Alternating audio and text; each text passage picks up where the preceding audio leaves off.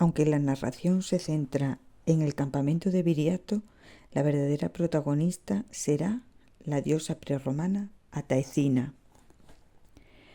Ostolpés era un miembro más de la conocida y temida banda de Viriato, aunque un miembro un tanto especial, porque él no era fuerte y aguerrido como el resto de los guerreros. Su aspecto famélico y su porte un tanto femenino lo diferenciaban ostensiblemente de los demás, sobre todo de su jefe, de Viriato, un hombre valeroso y viril, experto y hábil luchador que se había convertido en la peor pesadilla de los romanos. Había vencido a innumerables generales, cuestores y prestores que ciertamente no eran expertos estrategas, porque los mejores luchaban en Oriente para obtener cuantiosos botines. Pero al fin y al cabo pertenecía al poderoso ejército romano, quien, cansado ya de tantas derrotas, únicamente consiguió hacerlo retroceder, enviando un asombroso ejército formado por 19.000 hombres, 10 elefantes y selectos jinetes africanos. A Ostolpés, en cambio, le faltaba el valor y le sobraba miedo. No lo podía evitar. Por las noches se despertaba en multitud de ocasiones el profundo y despierto grito de los búhos, el crujir de una rama seca o el tenso silencio de la oscuridad eran suficientes para provocar su desvelo. A veces los propios compañeros imitaban los aullidos del lobo y se divertían viendo cómo él huía despavorido, aunque al momento lo buscaban para arroparlo con su apoyo, porque en realidad era un ser entrañable que se había ganado el cariño de todos. Él, un rebelde como los demás hombres del grupo, también estaba allí porque anhelaba poseer sus propias tierras, esas que les habían sido negadas por una minoría dominante en sus poblados y por los romanos que se habían propuesto humillarlos. Él no poseía la fuerza para vencerlos, pero contaba con un arma de la que carecían prácticamente los demás. Poseía inteligencia, perspicacia, astucia y dotes de organización. Ostolpés permanecía en un segundo plano, pero desde allí hacía llegar sus propuestas, siempre acertadas, a los colaboradores más estrechos de Viriato. El diseño de las estrategias, adecuado para cada emboscada, resultaba perfecto. Cuando se acercaba el momento del combate, se percibía una tensión especial en el aire. Celebraban los sacrificios oportunos e interpretaban el mensaje que las vísceras de los animales inmolados contenían. Cada guerrero reclamaba a su diosa para que lo protegiese del enemigo. Aclamaban a Bandía, a Endobélico y sobre todo a Coso, el dios de la guerra, y su ayuda era tan necesaria como el valor y los ideales que empujaban a aquellos hombres. Ostolpés no solo recurría a un dios, sino a todos a la vez. Los necesitaba para que de nuevo le ayudasen a buscar la excusa más convincente que le eximiese de entrar en combate. Los compañeros fingían entender su impedimento, aunque en realidad no les importaba en absoluto, porque sabían que su valor radicaba en esas otras virtudes de las que ellos carecían. Mientras esperaba que los guerrilleros volviesen de la batalla, de día o de noche, helados por el frío o empapados por el agua, permanecía sentado en lo más alto de la colina, custodiando, lleno de miedos, los escasos enseres que conformaban el campamento, y mirando al vacío reflexionaba sobre la crueldad que se practicaba en ambos bandos y de la que tantos alardeaban. Aguardaba impaciente el regreso del grupo y desde lejos, al verlos llegar, comenzaba a contar las bajas.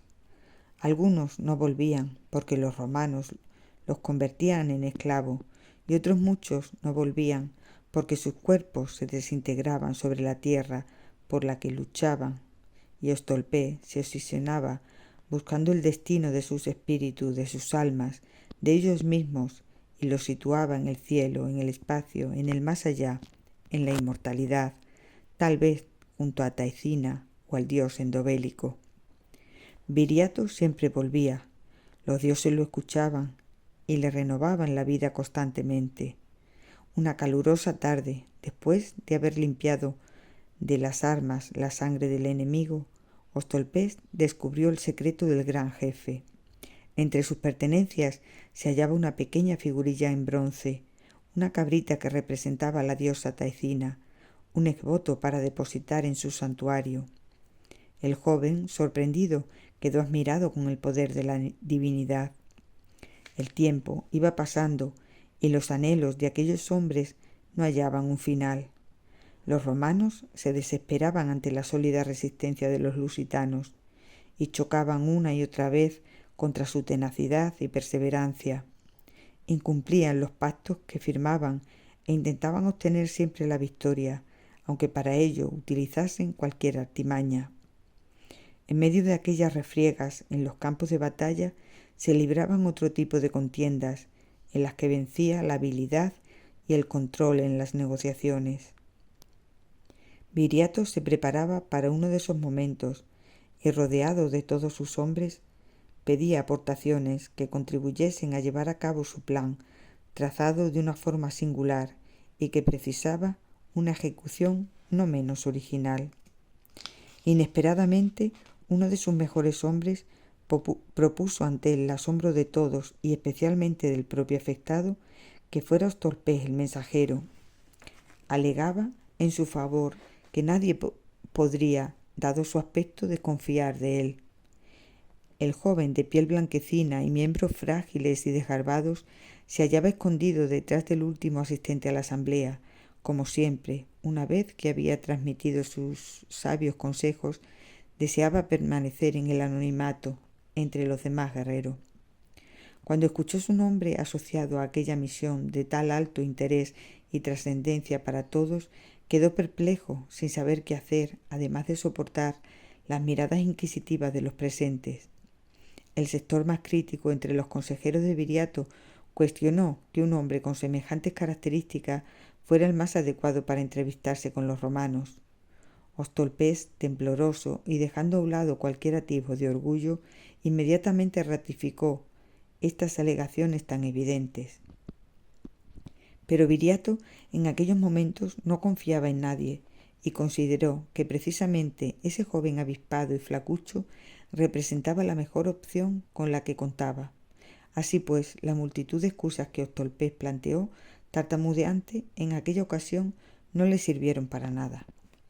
Con mucha precaución comenzó a controlar el miedo, intentando desterrarlo de su interior, una tarea tan simple, pero a la vez tan difícil que no sabía por dónde empezar. Por un instante recordó a la diosa Taecina, sintió que en ella podría estar la clave de su salvación, y la invocó, prometiéndole que levantaría una grandiosa inscripción para ella si regresaba con vida al campamento.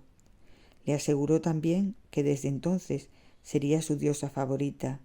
Ya no cabría ninguna otra deidad en sus pensamientos, aunque a decir verdad, mientras ratificaba estas palabras ante Taecina, dudaba de cualquier ayuda frente a una tarea de tal envergadura. Cuando llegó el momento, acompañado por 2 hombres, cabalgó sobre un caballo en dirección al encuentro concertado con el enemigo. Había dejado que su escasa barba le puntease la cara y se había colocado llamativas y feroces pieles de animales y más ropa de lo habitual, a fin de resaltar unos rasgos varoniles con los que en realidad no contaba. Mientras se aproximaban, Ostolpés iba alimentando la seguridad en sí mismo. Debió vencer la furia de una inesperada tormenta que contribuyó a fortalecer su espíritu quebrado y que acabó por confirmarle que contaba con una gran capacidad para llevar a cabo cualquier tarea que emprendiese. El camino se acababa y los romanos cada vez estaban más próximos, hasta que de repente se encontró clavado ante ellos, paralizado por un miedo que le impedía romper la tensión con el más mínimo saludo. Nunca antes los había tenido tan de cerca. Eran hombres como ellos, pero sus aparatosos e impecables uniformes, su disciplina castrense y su comportamiento soberbio y arrogante impresionaron de tal manera a Ostolpés que no encontró otra salida ante su inmovilidad que la de recurrir a Taecina, su nueva diosa. Después del silencio previo al reconocimiento, romanos y lusitanos iniciaron las negociaciones, que en todo momento fue controlada por el joven Ostolpés, que dominaba el poder de la palabra y la estrategia de los acuerdos a la perfección, aunque eso sí, no perdió de vista ni un solo momento el más mínimo movimiento de los romanos, que ante la presencia de su interlocutor bajaron la guardia, cediendo prácticamente sin darse cuenta a las exigencias marcadas por el hispano.